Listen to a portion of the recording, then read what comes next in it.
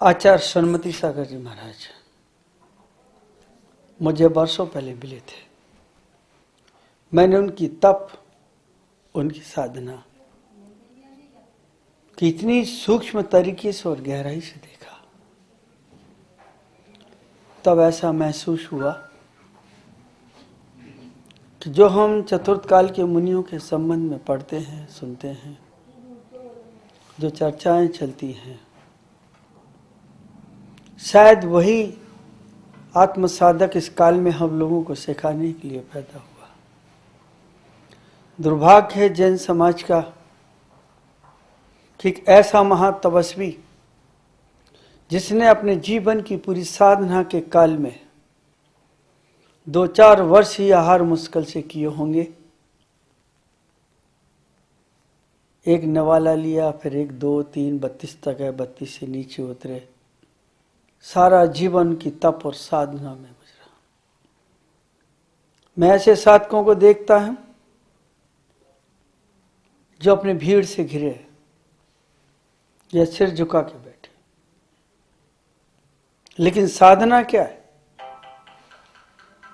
एक ऐसा आचार जो सबका अभिवादन करता। साधक की सबसे बड़ी पहचान है, उसकी गहराई की पहचान है, अधर पे स्फीत मुस्कान और मौन। और वो चीज मुझे आचार्य सन्मति सागर जी महाराज में दिखी, जो आचार्य अंकली करके परंपरा के महातपस्वी हुए। आचार्य शांति सागर जी जब ग्रस्त में थे तो अपने कंधे पे बिठाल के नदी पार कराते थे। जिस आचार्य ने कभी अपने पांव नहीं फैलाए तो वो हाथ क्या फैलाएगा?